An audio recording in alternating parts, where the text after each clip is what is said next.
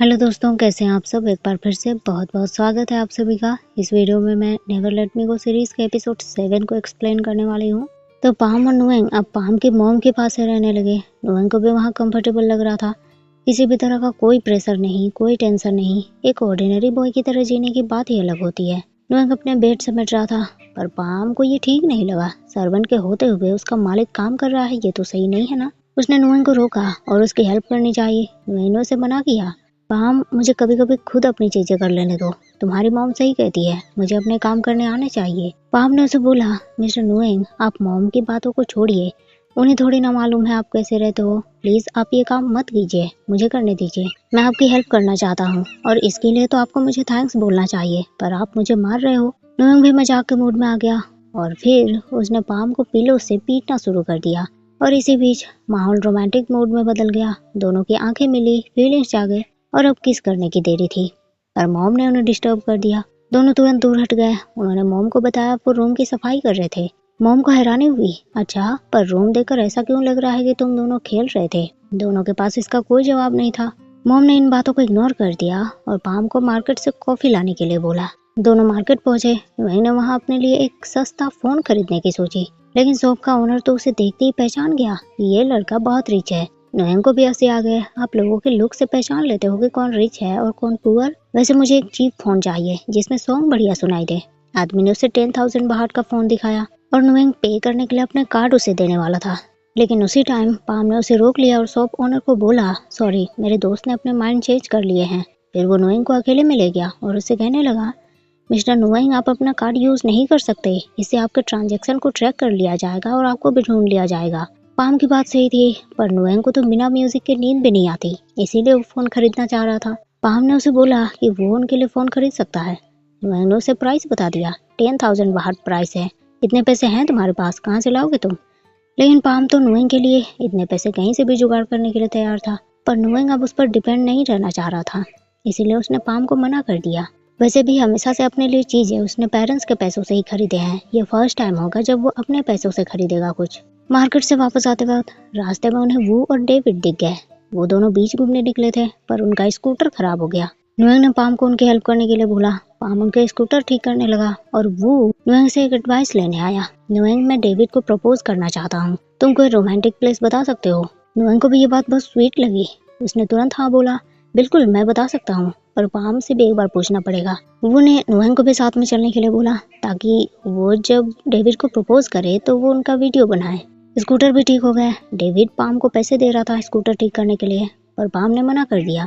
नोएंग ने भी पाम से पूछा कि इन दोनों को वो सीक्रेट वाला बीच पर ले जाए क्या। पाम एग्री था। वो भी डेविड के फेस पर से उसका धूल हटा दे रहा था। दोनों काफी स्वीट लग रहे थे। पाम को भी कुछ ऐसा ही करने का मन किया। उसने अपने फेस पर स्कूटर का कचरा लगा दिया और नोएंग से कहने लगा, मिस्टर नोएंग आप हमेशा कहते हो ना कि मैं रोमांटिक नहीं हूँ, तो मैं भी रोमांटिक बनने की प्रैक्टिस करना चाहता हूँ, इनकेस फ्यूचर में काम आए। देखिए मेरा फेस गंदा है, आप साफ कर दीजिए। नोएंग को पाम की इस हरकत पर बहुत हंसी आ रहे थे। उसने भी सोच लिया, अच्छा तुम्हें रोमांटिक बनना है। वो बहुत जोर से पाम के फेस को घींचने लगा। पाम ने तुरंत दर्द के मारे चीखना शुरू कर दिया। फिर वो दोनों डेविड और वो को लेकर अपने सीक्रेट बीच की तरफ चल दिए। इधर नोएंग जब से गायब हुआ था, फोम को बड़ी खुशी हो रही थी, साथ में उसके पार्टनर को भी, जो नोएंग को बिल्कुल पसंद नहीं करते। पर फोम सबसे ज्यादा खुश था, क्योंकि इसके अलावा उसे पाम के बारे में भी पता चल गया था कि वो नोएंग के सर्वेंट का बेटा है। इसीलिए पाम हमेशा नोएंग को प्रोटेक्ट करने में रहता था। और सबसे बड़ी बात, दोनों एक साथ गायब हैं, तो शायद दोनों को एक साथ मार कर कहीं फेंक दिया गया होगा, जहाँ से उनकी लाश भी मिलना शायद इम्पॉसिबल है। फोम ये सारी खुशी अपने पार्टनर के साथ शेयर कर रहा था। तभी बेन वहाँ आया और बस फोम के डायलॉग सब बेन की तरफ घूम गए। क्लास प्रेसिडेंट, आप यहाँ हमें मॉनिटर करने आए हो या फिर किस करने के लिए किसी और को ढूंढने। बेन को इस बात से बहुत गुस्सा आ गया। फोम इन सब के पीछे तुम ही थे ना, तुमने वो फोटोज खींचे और बैनर भी लगाए, क्योंकि तुम नोएंग से बहुत नफरत करते हो। फोम ने भी जवाब दे दिया, अच्छा मैंने किया है, पर बिना एविडेंस के तुम क्या कर सकते हो। यहाँ स्कूल में बहुत सारे लोग हैं जो उसे पसंद नहीं करते, मे भी उन्होंने किया होगा, या फिर वो जो तुम्हें पसंद नहीं करते। बेन का गुस्सा और बढ़ गया, पर फोम को इससे क्या फर्क पड़ता है। वो कंटिन्यू था, क्लास प्रेसिडेंट, आप तो अपने आप को गुड गाय बताते हो ना, लीडर समझते हो, और आपने नोएंग को ब्लेम किया कि वो केस उसने इनिशिएट किया था, और अब तो नोएंग भी आपसे नफरत करता है, तो फिर आप गुड गाय कैसे हुए भैया। बेन का गुस्सा आउट ऑफ कंट्रोल हो गया, पर फोम भी कोई कच्चा खिलाड़ी थोड़ी ना है। उसने बेन की अच्छी खासी धुलाई करनी शुरू कर दी। लेकिन बेन के हीरो की एंट्री, चॉपर ने बूम और उसके पार्टनर को एक लात मारकर दूर गिरा दिया। वो दोनों भी चॉपर से फाइट बैक करने आए, पर चॉपर के आगे दोनों में से किसी की नहीं चली। चॉपर तुरंत बेन का हाल पूछने लगा। बेन की आधी बॉडी टूट फूट चुकी थी, फिर भी वो थोड़ा बहुत अपने आप को ठीक ठाक दिखा रहा था। उसने चॉपर को बोला, मैं क्लास प्रेसिडेंट हूँ, इतनी ताकत तो है मुझ में कि मैं खुद खड़ा हुआ हूँ। पर चॉपर को तो उसकी फिक्र थी। उसने बेन को अपने हाथ दिए। बेन भी उसके हाथ पकड़कर खड़ा हो गया। दोनों टेरेस पर शांति से इस मैटर पर बात करने आए। बेन अपने डाउट बताने लगा। चॉपर, मुझे पूरा यकीन है इन सब के पीछे बूम ही है। चॉपर ने उससे बोला, यकीन होने पर भी एविडेंस चाहिए बेन। बेन अब बहुत रिग्रेट फील कर रहा था। उसे दुख हो रहा था। पूरे स्कूल में ये बात फैल चुकी है कि उसने नुएंग को केस इनिशिएट करने के लिए ब्लेम किया। चॉपर ने भी इस बात की क्लैरिटी पूछी, ये कहाँ तक सच है। बेन ने उसे बताया, ये बात बिल्कुल झूठ है। चॉपर, एक्चुअली नुएंग को किस करने के लिए मैंने बोला था, और मैं बहुत डरपोक था। अपने डैड के सामने सच बोलने में मैं डर रहा था। मुझे उनके डांट से डर लग रहा था। एक्चुअली मैं नुएंग की तरह इतना ब्रेव नहीं हूँ, और उसके ब्रेव होने की वजह से मैं इम्प्रेस भी हूँ। पर शायद नुएंग अब मुझसे बहुत नाराज है। पता नहीं मुझे उससे माफी मांगने का मौका मिलेगा भी कि नहीं। मैं बहुत ज्यादा रिग्रेट फील कर रहा हूँ। चॉपर उसे दिलासा देने लगा। बेन, तुम्हें उससे माफी मांगने का मौका जरूर मिलेगा। नुएंग वापस आएगा। बेन भी उसे बताने लगा, तुम्हें पता है चॉपर, मुझे नुएंग को अपने फीलिंग्स बताने के लिए तुमसे ही इंकरेजमेंट मिला था। चॉपर को खुशी हुई इस बात से। उसने बेन को बोला, बेन, इस बात की तकलीफ मैं बहुत अच्छे से समझ सकता हूँ, जब तुम्हें किसी पर क्रश हो और तुम उसे ना बता पाओ। इसीलिए मैंने तुम्हें इनकरेज किया, और मैं तुम्हें खुश देखना चाहता हूँ। मैं चाहता हूँ कि तुम दोनों का एंड अच्छा हो। लेकिन बेन एक क्वेश्चन पूछने लगा, चॉपर, तुम्हें इससे क्या फायदा है? हम दोनों के एंड अच्छे हो, तुम ऐसा क्यों चाहते हो? चॉपर क्या जवाब दे? अपने प्यार को खुश देखना ही तो प्यार है। पर यह बात वो भी नहीं बता सकता। उसने दूसरा रीजन बता दिया। बेन, मैं अपने कजन और ओल्ड फ्रेंड को एक साथ खुश देखना चाहता हूँ, बस यही रीजन है, और क्या। इधर वो और डेविड को भी पाम और नुएंग अपने सीक्रेट बीच पर ले आए। नुएंग ने पाम को बताया कि वो डेविड को प्रपोज करने के लिए किसी रोमांटिक प्लेस के बारे में पूछ रहा था, इसीलिए मैं उसे यहाँ ले आया। पाम के लिए तो ये प्लेस पहले से ही काफी रोमांटिक है। लेकिन नुएंग ने उससे पूछा, जब तुम मुझे यहाँ लेकर आए थे तब तुम्हें भी रोमांटिक मोमेंट बिताने थे क्या? पाम भी जवाब देने में एक्सपर्ट। अगर आपको रोमांटिक लगा तो फिर मेरी कोशिश सक्सेस हुई। वैसे कब वो दोनों प्रपोज करेंगे? नुएंग बोलने लगा, मे बी वो राइट टाइम का वेट कर रहे हो, और जब वो नी पर आएगा तो मुझे उनके वीडियोस लेने होंगे। पाम भी बोलने लगा, मुझे भी अपने राइट टाइम का वेट है। नुएंग उसकी बात से हैरान। वो अपने घुटने पर बैठा। तुरंत पाम और नुएंग वीडियो बनाने उनके पास पहुंच गए। वो डेविड को प्रपोज करने लगा। डेविड, कुछ लोग कहते हैं कि हम दोनों बहुत अलग हैं, हमारा कोई मैच नहीं है, पर मुझे तुम पसंद हो क्योंकि मैं तुम्हें अच्छे से जान पाता हूँ। डेविड, तुम मेरे लिए दोस्त हो, मेरी फैमिली हो, सोलमेट हो, मेरा सब कुछ हो। डेविड, क्या तुम मुझसे शादी करोगे? और उसने एक रिंग निकाली। डेविड काफी इमोशनल हो गया। शायद इस चीज के बारे में उसने एक्सपेक्ट भी नहीं किया था।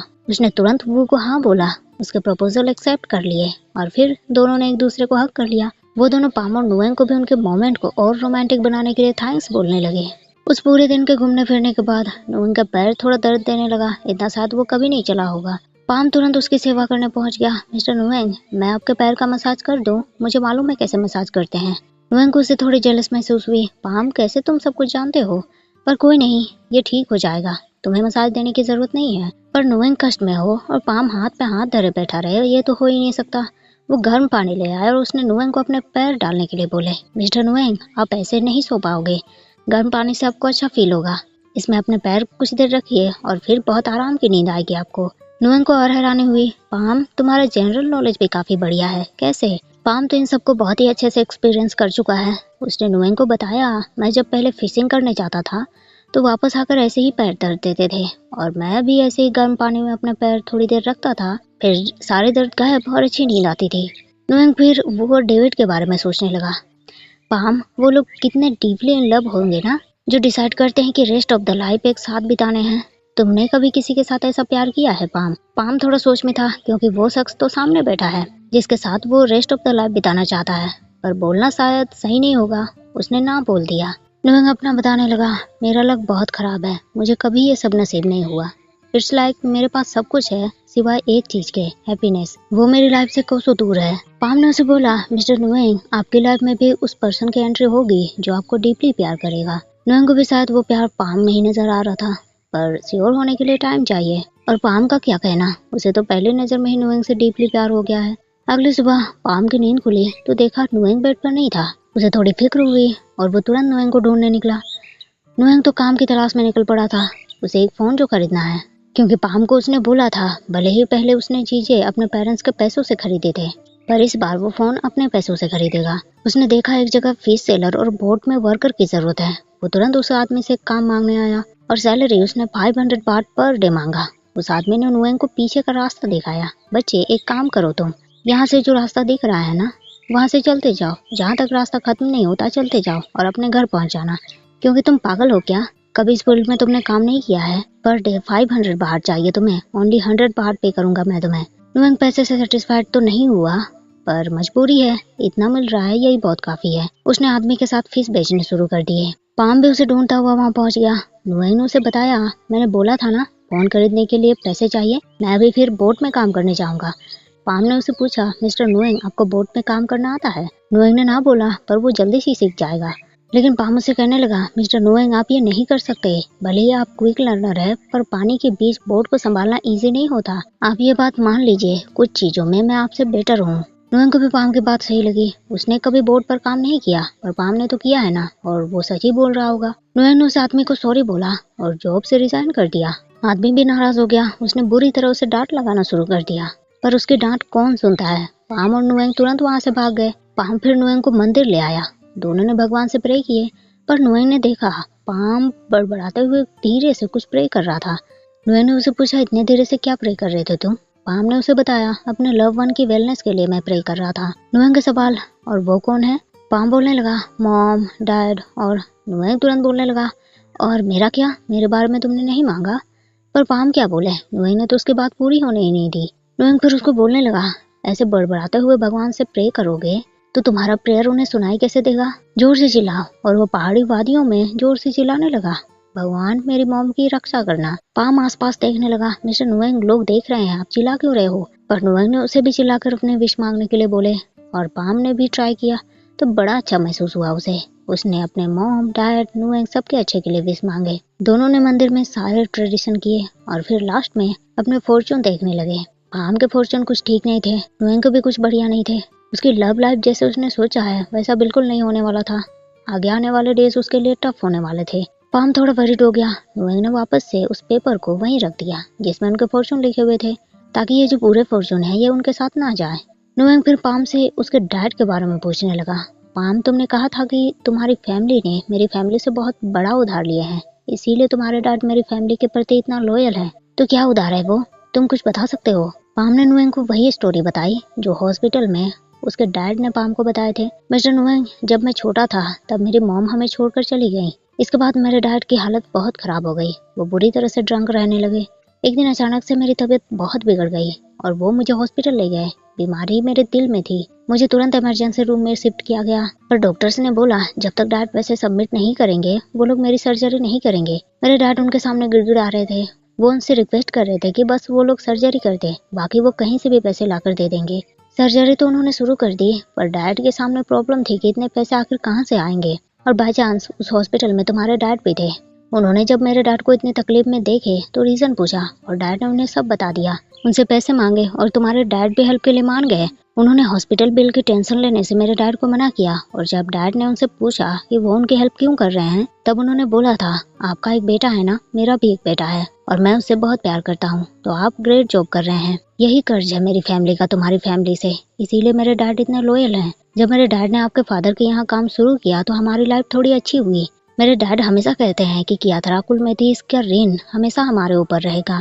पर नोएंग पाम को समझाने लगा, पाम चाहे जो भी बात हो, पर तुम्हारी लाइफ का ओनर तुम्हारे अलावा और कोई नहीं हो सकता, वो तुम खुद हो, और ये बात तुम पर भी लागू होता है पाम। तो आज के लिए बस इतना ही दोस्तों। वीडियो आपको पसंद आया हो तो लाइक शेयर जरूर कर दीजिएगा। मिलते हैं फिर नेक्स्ट पार्ट में, तब तक के लिए थैंक यू, शुक्रिया, बाय बाय।